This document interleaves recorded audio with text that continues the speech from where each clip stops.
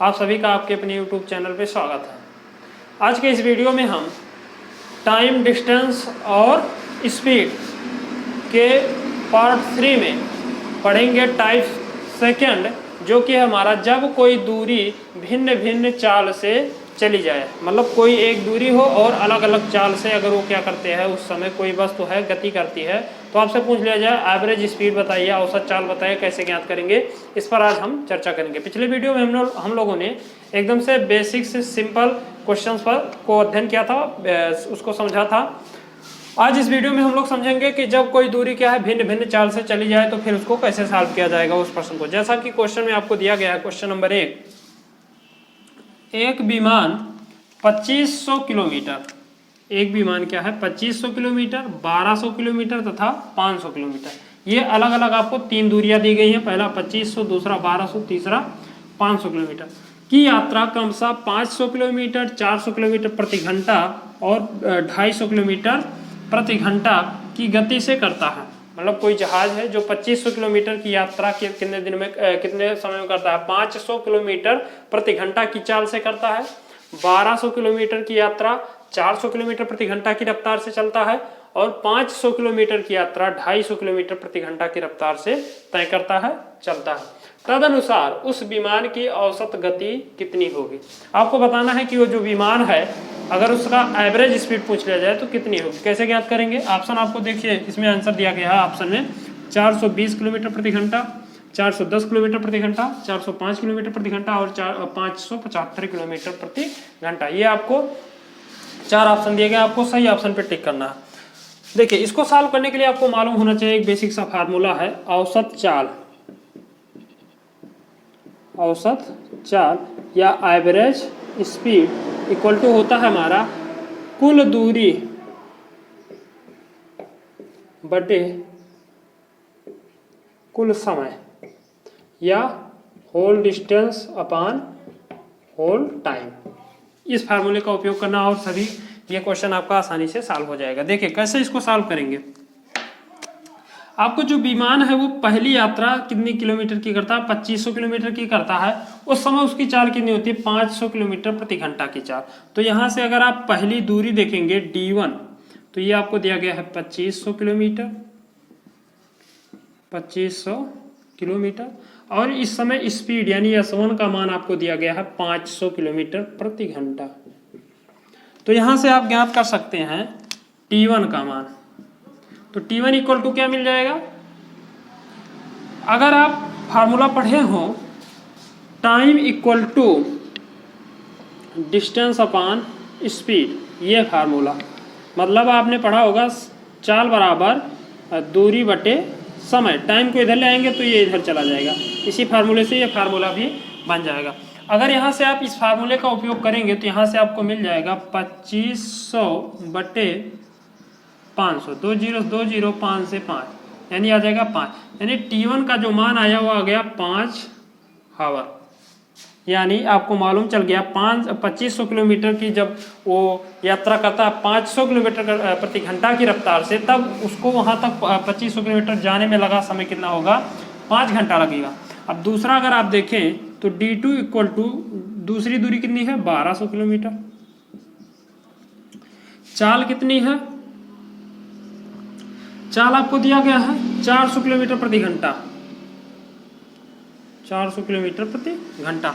तो यहाँ से आप T2 का मान निकाल सकते हैं ना। T2 का मान कैसे निकलेगा, इस फार्मूले का उपयोग करेंगे। तो यहाँ से आपको मिल जाएगा 1200 बटे 400, भाग कर देंगे तो यह आ जाएगा 3, यानी आपको T2 इक्वल टू मिल गया 3 घंटा। आई होप आपको समझ में आ रहा होगा।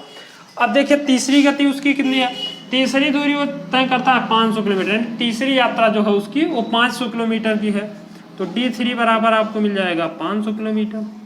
इस समय उसकी स्पीड जो है S3 वो कितना है, 250 किलोमीटर प्रति घंटा। S3 का मान आपको दिया गया है 250 किलोमीटर प्रति घंटा। और आपसे पूछ लिया जाए T3 का मान, तो T3 जो यहाँ से हो जाएगा वो हो जाएगा हमारा 500 बटे 250, डिवाइड कर देंगे तो 2.5 दूना 500, यानी T3 बराबर आपको मिल गया 2 हावर, 2 घंटा। आई होप आपको समझ में आ रहा होगा। अभी इस फार्मूले का हमें उपयोग करना है। क्योंकि हमें औसत चाल बतानी है। ये तो क्या है, अलग अलग चाल से अलग अलग आपको समय मिल गया। अब आपको बताना औसत चाल, विमान की औसत गति कितनी है। तो औसत गति बराबर होता है हमारा कुल दूरी बटे कुल समय, यानी कुल दूरी उसने कितना तय किया 25, सो ये 500, 25 5 300, 25 5 30, यानी 3000 हो गया, और 1200 जोड़ देंगे तो 4200 किलोमीटर की टोटल दूरी हो गई। और टोटल समय कितना लगेगा, T1 में उसे 5 घंटा, फिर 3 घंटा, फिर 2 घंटा, 5 3 8 2 10 घंटा, यानी टोटल समय आपको मिल गया 10 घंटा। अब आप बता सकते हैं कि विमान की औसत चाल क्या होगी। कैसे, देखिए यहाँ से आप लिखिए एवरेज स्पीड इक्वल टू कुल दूरी कितनी है 2500 प्लस 1200 प्लस 500, 2500 प्लस 1200 प्लस 500 बटे कुल समय कितना है हमने फाइंड किया 5 3 2, तो 5 3 2 जोड़ दीजिए, ये आ जाएगा 25 10 35 2 25 5 30, ऐसे जोड़ लिए 3000 हो गया, और 1200 ये जोड़ देंगे तो कितना हो जाएगा हमारा 4200 किलोमीटर बटे 5 3 8 2 10 हावर। आपको एवरेज स्पीड बतानी है। एवरेज स्पीड यहाँ से देखेंगे तो 10 से अगर आप भाग कर देंगे कितना आ जाएगा, 1 0 से 1 0 ये कैंसिल हो जाएगा, यानी जो इसकी एवरेज स्पीड मिल गई वो आपको मिल जाएगी, कितना बचा हमारा 420 किलोमीटर प्रति घंटा। ये हो गया आपका आंसर। आई होप आपको ये समझ में आया होगा। अगर आप ऑप्शन देखिए तो ऑप्शन इसमें आपको ऑप्शन डी है 575, ये गलत है। ऑप्शन सी है 405, ये भी गलत है। ऑप्शन बी देखेंगे 410, ये भी गलत है। अगर आप ऑप्शन ए देखेंगे तो ऑप्शन ए आपको दिया गया है 420 किलोमीटर, और ये आपका सही ऑप्शन है। आई होप आपको ये क्वेश्चन अच्छे से समझ में आया होगा। इसका स्क्रीनशॉट लेना चाहें तो स्क्रीनशॉट ले लीजिए। और चलिए देखते हैं नेक्स्ट क्वेश्चन। देखिए भैया, दूसरा सवाल दिया गया है, एक कार किसी यात्रा को 11 घंटों में पूरा करती है। एक कोई कार है जो किसी यात्रा को 11 घंटों में पूरा कर लेती है। पहली आधी 30 किलोमीटर प्रति घंटा और दूसरी आधी 250 किलोमीटर प्रति घंटा पर। मतलब एक कोई कार है जो 11 घंटे तक यात्रा करती है, किसी यात्रा को खत्म कर देती है। वो आधी दूरी कितने स्पीड से चलती है, 30 किलोमीटर प्रति घंटा की रफ्तार से, और जो दूसरी आधी दूरी है वह 25 किलोमीटर प्रति घंटा की रफ्तार से चलती है। आपको बताना क्या है कि वह कुल कितनी दूर चलेगी, वह कुल कितनी दूर चलेगी 11 घंटे में, आपको यही बताना है। आपने एक सिंपल सा फार्मूला पढ़ा है, average speed equal to whole distance upon whole time, संपूर्ण दूरी बटे संपूर्ण समय। लेकिन यहाँ पर आपको क्या दिया गया, अलग अलग चाल दिया गया है। तो आप क्या करेंगे, एवरेज जो स्पीड होती है वो कुल दूरी बटे कुल समय के बराबर होता है। तो अगर आपको यहाँ पर अलग अलग चाल दिया गया तो आप मान लीजिए आपको समय मालूम है, टोटल समय आपको मालूम है 11 घंटे। जो चीजें दी गई पहले लिख ही लेते हैं उसको। यहाँ पे आपको दिया गया है टी का मान 11 हावर, टी का मान आपको दिया गया है 11 हावर, और जो आपकी स्पीड S1 आप मान सकते हैं ये आपको दिया गया है। अब आपको स्पीड चाल बराबर होता है हमारा दूरी बटे समय। आपको दूरी बताना है, दूरी आपको फाइंड करना है।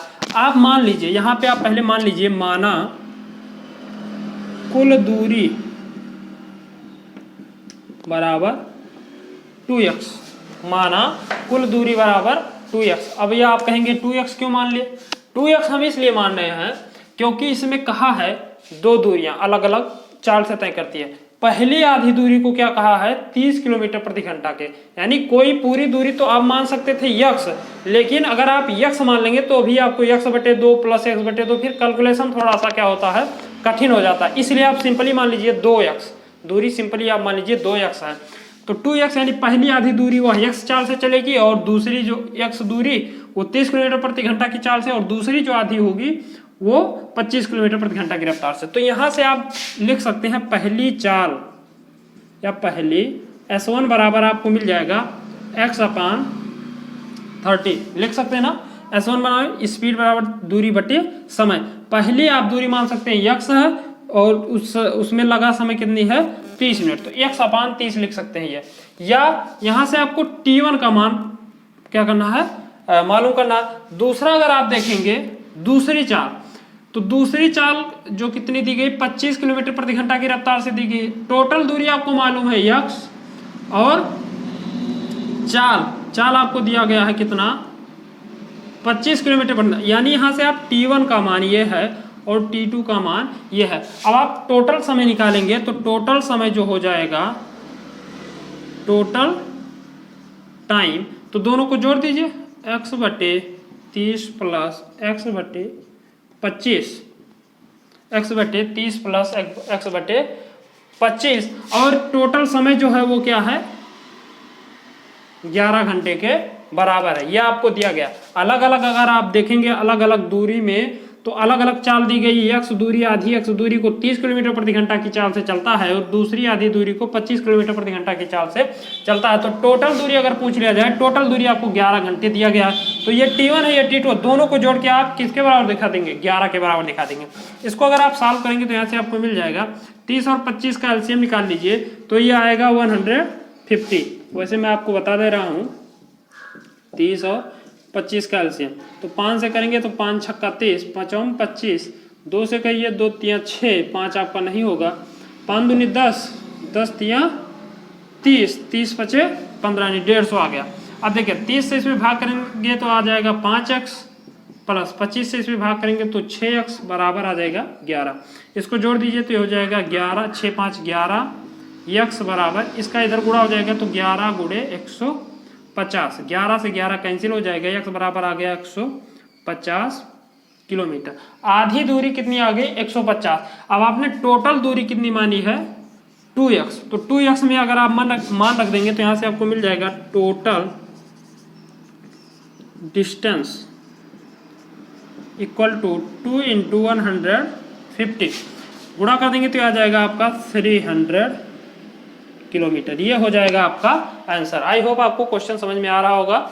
अब देखिए ऑप्शन कौन सा है, ऑप्शन आपका ए जो है 250 किलोमीटर, ये क्या है गलत है। ऑप्शन बी देखेंगे तो ऑप्शन बी 375 है, ऑप्शन सी 300 है, तो ये ऑप्शन आपका क्या है 100 है और ये 400 वाला भी गलत है। आई होप आपको ये क्वेश्चन अच्छे से समझ में आया होगा। यदि आप इसका स्क्रीनशॉट लेना चाहें तो स्क्रीनशॉट ले सकते हैं।